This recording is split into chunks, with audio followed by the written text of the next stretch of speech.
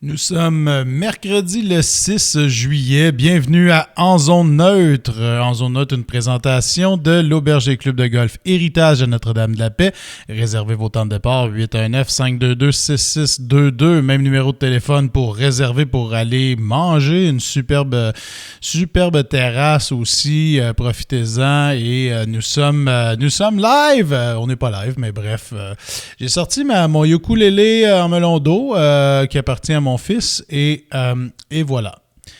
Le Canadien de Montréal n'est pas mort, mesdames et messieurs. Grosse victoire hier soir pour la troupe de Ducharme. Et voilà, le Canadien de Montréal l'emporte. Le Canadien de Montréal l'emporte hier soir en prolongation grâce à un but de Josh Anderson qui est tombé à la renverse et j'ai ressorti mon jersey. Là. Je me suis dit que ça valait la peine. Le Canadien n'est pas mort. La série est maintenant 3-1 pour le Lightning de Tampa Bay et on se dirige vers le Tampa Bay pour le 5e match. Et le vœu de la mairesse de Tampa, qui s'appelle Madame Castor, imaginez-vous donc. Et donc on se dirige pour le 5e match et elle voulait pas que le Lightning l'emporte à Montréal. Elle voulait que la série revienne à Tampa Bay pour pouvoir remporter la Coupe Stanley à domicile, imaginez-vous donc. Si elle n'a pas jinxé son équipe en disant ça, je ne sais pas ce qui va se passer, mais techniquement, je pense qu'elle n'a pas aidé son équipe en disant ça, la Madame Castor.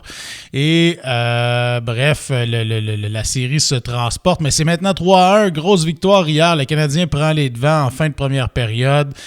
C'est 1-0. Le Lightning revient, crée l'égalité 1-1. Ensuite de ça, le Canadien va marquer pour prendre les devants 2-1. Et pas très longtemps, là, on y pensait. Là. Il restait quoi? 6-5 minutes en troisième période et le Lightning crée l'égalité 2-2 pour envoyer tout le monde en prolongation. Et juste avant la prolongation, Shea Weber décide de jouer un petit peu du chairwood d'en face de je sais pas qui. Pour un 4 minutes de pénalité, ça saignait abondamment. 4 minutes de pénalité et dont 3 et des poussières en prolongation. Et Carey Price était là pour s'assurer que le Canadien puisse au moins tuer ce désavantage numérique-là. Et pas très longtemps après, ben voilà, Josh Anderson qui prend un retour de lancer que tout le monde avait oublié. Josh était dans le coin de la patinoire, en arrière du but, puis il a vu cette rondelle libre à la droite de Vasilevski. Et il s'en empare, shoot ça dans le net. Et voilà, ça en était fait. Le Canadien qui l'emporte encore une fois en prolongation. Quand ça va en prolongation, le Canadien est pas mal en business, on dirait. Donc, je ne sais pas si vous croyez maintenant aux chances ou à la magie, mais à 3-1, suffit. Le prochain match est hyper important pour mettre de la pression. Le Canadien joue sans pression maintenant. Là. Le Canadien est techniquement éliminé. Était techniquement éliminé du moins à 3-0. Et ce qui fait que le Canadien jouait sans pression hier soir. Là, c'était... On donne le tout pour le tout. On espère de pouvoir remporter le match. Mais sinon, à 3-0, personne ne va nous en vouloir d'avoir donné la quatrième. Là, fait que c'est intéressant. Est-ce que le Canadien peut l'emporter mercredi soir à Tampa Bay? Ça se transporte mercredi à 20h encore une fois à Tampa. Et toute la pression va être encore une fois dirigée vers le Lightning, malgré la foule qui va être survoltée. Hier, c'était ça le comble à Tampa. Pour regarder le match sur écran et ça va être la même chose, ça va être rempli à pleine capacité pour le match de mercredi. D'ailleurs, eux autres, ils ont des spectateurs, ils savent plus quoi en faire. Là. Ils ont des spectateurs, l'aréna est remplie, puis à l'extérieur, c'est la même chose, c'est rempli aussi. Donc, ils n'ont pas trop de misère avec la distanciation sociale du côté de Tampa Bay. Tout va bien de ce bord-là. Et voilà. Mais bref, grosse victoire du Canadien hier, et ça a été toute une journée. Pour le sport, on va dire québécois. Québécois, Montréalais, peu importe, parce que le Canadien l'emporte hier soir, mais en journée à Wimbledon, on a eu droit à 2 performances exceptionnelles de joueurs canadiens. Denis Shapovalov qui l'a emporté en 3-7 contre Roberto Bautista Agut et Félix Auger-Aliassime qui a battu la 4e tête de série, Alexander Zverev, l'Allemand, en 5-7 d'un match épique. C'était incroyable. Et les 2 joueurs se retrouvent en quart de finale. Et ils sont en quart de finale dans chacun leur portion du tableau. Ce qui fait que on rêve un peu, là, on rêve en couleur, on va se le dire, mais avec les performances qu'ils offrent présentement à Wimbledon, on pourrait voir une finale de Wimbledon toute canadienne. Donc, c'est possible. La seule chose qui pourrait bloquer tout ce beau monde-là, c'est qu'ils vont retrouver sur leur passage, chacun de leur côté, l'un va retrouver possiblement, parce que là, ils ne s'affrontent pas encore de finale, ils pourraient s'affronter en demi-finale, mais Shapovalov pourrait retrouver Djokovic sur son passage en demi-finale. Et Félix Auger-Aliassime, lui, de son côté, s'il remporte sa demi-finale, va affronter l'Italien Berrettini, mais s'il remporte sa quart de finale, il va se retrouver en demi-finale contre soit Roger Federer ou probablement Daniil Medvedev, le Russe, qui est 2e tête de série. Donc, ce serait des demi-finales de rêve, hein, si on pouvait retrouver Djokovic contre Shapovalov d'un côté et de l'autre côté, Félix Auger-Aliassime contre Roger Federer. Ce serait du bonbon, ce serait magique. Et bref, il y a eu de la pluie hier à Wimbledon et le match entre Federer et Sonego, l'Italien, a commencé avec le toit ouvert là, sur le court central et ça s'est terminé avec le toit fermé. Et quand le toit est fermé à Wimbledon, au court central, il y a de l'écho là-dedans, on entend la foule parce qu'il y a je pense qu'il y a à peu près 10 000 personnes qui rentrent dans ce court central-là. Et c'est fermé comme s'ils jouaient dans une serre là, de tomates, là, les serres Savoura. Fait que c'est écho pas à peu près. Et quand t'entends, par exemple, le service, t'entends ça fois 2, 3, j'imagine, le son. Bref, c'est assez impressionnant de voir ça. Mais ce serait des demi-finales de rêve, bien entendu. Je rêve de voir ça. Je suis un fan de tennis et Shapovalov a tellement bien joué hier. Félix Auger-Aliassime, il a remporté les 2 premiers sets. Puis, il méritait vraiment de terminer ça en 3-7. Il s'est accroché un petit peu au 3e set. Ensuite de ça, Zverev, c'est pas un 2 de pique, là, c'est le 4e joueur mondial. En tout cas, bref, la 4e tête de série à Wimbledon. Mais il a remporté les 2 sets suivants, 6-3.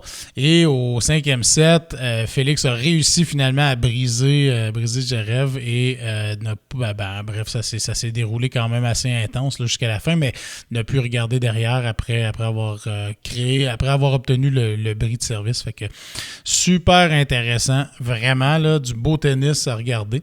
Et aujourd'hui, on a les aussi à l'Euro, hein, c'est les demi-finales à l'Euro que ça se déroule. Donc on a une première demi-finale qui va opposer bien sûr l'Espagne à l'Italie.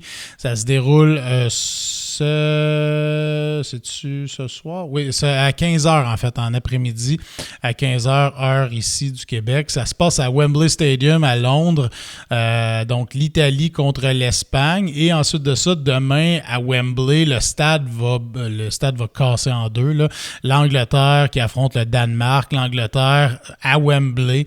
Ça va être complètement malade, là. Je vous suggère de regarder ça. Donc, les deux demi-finales se déroulent à 15h. Donc, aujourd'hui, l'Italie contre l'Espagne. Et demain à 15h, l'Angleterre contre le Danemark. Et tout ce beau monde-là va se retrouver, les deux gagnants vont se retrouver en finale le 11, donc qui est dimanche en fait. Et la finale aussi a lieu à Wembley. Donc, je vais juste vérifier pour faire ça, mais je pense que oui, là. La finale aussi va se dérouler au Wembley Stadium. Pour ceux qui connaissent pas Wembley, c'est un stade qui peut accueillir au-dessus de 90 000 spectateurs. Et en formule spectacle, il y a eu des spectacles grandioses au Wembley Stadium. Les Beatles, les Stones, Oasis qui ont rempli le Wembley Stadium, incroyable. Donc, il y a eu des shows de musique incroyables qui se sont déroulés là-bas. Et j'en profite pour vous dire, en parlant de ça, que j'anime une émission de radio maintenant, les samedis de 8h à 10h, qui s'appelle Zone Libre sur djradio.ca et qui est une station de iHeartRadio. Donc, vous pouvez télécharger l'application iHeartRadio et vous cherchez djradio.ca ou DJ Radio, vous allez le trouver. Et les samedis matins de 8h à 10h, je vous présente ma sélection personnelle musicale. Donc, j'ai carte blanche sur la sélection de la musique.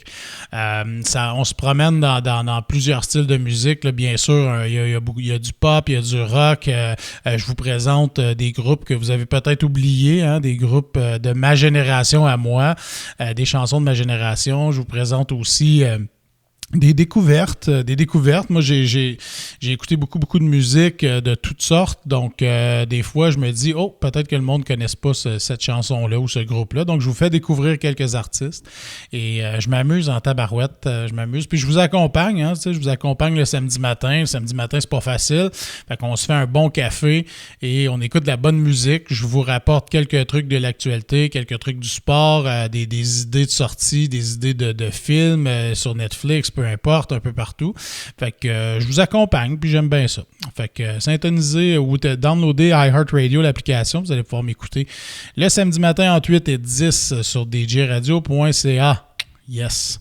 Quoi d'autre? Au baseball, je vais faire ça quand même assez rapide ce matin. Au baseball, les joueurs des Blue Jays, les Blue Jays ont fait voter en fait 3 joueurs partants dans la formation partante au match des étoiles de la Ligue américaine. Donc, Vladimir Guerrero Jr., Marcus Semien et Teoscar Hernandez. Donc, ça, c'est les 3 joueurs qui ont été votés sur la formation partante de la Ligue américaine. Et on a appris hier, justement, que Bo Bichette allait se joindre à ce groupe-là. Donc, il est sur la formation de la Ligue américaine. Donc, pas partant, mais se retrouve parmi les joueurs qui vont pouvoir être utilisés lors du match des étoiles. Fait que c'est intéressant. 4 joueurs des Blue Jays. Est-ce que tout le Canada a voté pour les joueurs des Blue Jays? Je ne sais pas. Mais cette équipe-là est électrisante. Elle est le fun à voir jouer. Il était en congé hier, comme c'est souvent le cas le lundi. Reprennent du collier ce soir. Si je ne me trompe pas, c'est contre les Orioles de Baltimore. Je vais aller juste vérifier parce que je pense que je dis n'importe quoi en ce moment. Je vais juste m'assurer que c'est le cas, mais je pense que c'est ça. Ouais, c'est ça, Baltimore à 7h05. Donc, c'est à Baltimore, au Camden Yards. Un beau stade, vraiment un beau stade à Baltimore. Donc, voilà, les Blue Jays reprennent de l'action. Mais bref, 4 joueurs qui vont représenter la formation torontoise. Je ne sais pas depuis quand c'est arrivé, ça, qu'il y a eu autant de représentants des Blue Jays. On peut penser probablement, tu sais, dans les bonnes années des Blue Jays, au début des années 90, probablement, là, quand ils ont remporté 2 World Series. Et je ne sais même pas s'il y a eu autant de représentants, parce que dans ce temps-là, on ne faisait pas voter les fans. C'était une sélection parmi les meilleurs joueurs. Donc, on essayait d'en prendre un de chaque équipe et tout. Maintenant, avec le vote populaire, ben, ça arrive souvent qu'une équipe qui est hot ou une équipe qui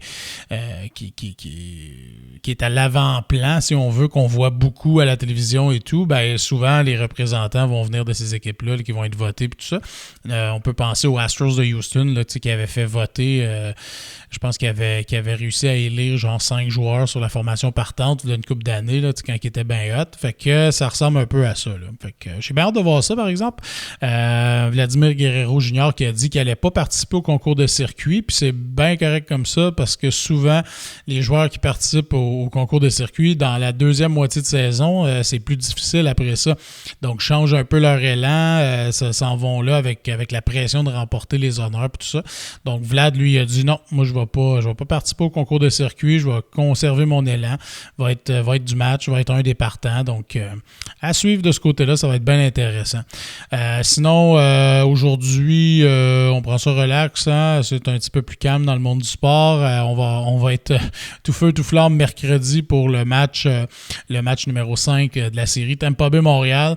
Et on va être de retour en pleine forme demain matin pour vous préparer ce match-là. Et il va y avoir une représentation live de En Zone Neutre cette semaine. Fort probablement, ça va être jeudi soir. Donc, de retour dans la case horaire normale, jeudi soir, 19h, on va parler baseball avec Passion MLB, bien sûr. On va parler de hockey, c'est certain. Là, il me reste des invités à confirmer parce que si le Canadien est éliminé, on va faire un post-mortem de la saison. Si la Coupe Stanley est remportée, tout ça, on va pouvoir jaser un petit peu de ça. Donc, je vais avoir des invités en ce sens. Et si la série se poursuit, on va mettre la table pour un possible 6e match vendredi soir. Donc, à suivre là, sur Facebook, YouTube, Twitch, Twitter. On va être partout jeudi soir, 19h. Donc, voilà. Je vous souhaite une bonne journée, les amis. Puis, go Habs go. On continue. Hein, il y a encore de l'espoir. All right. Bonne journée, tout le monde.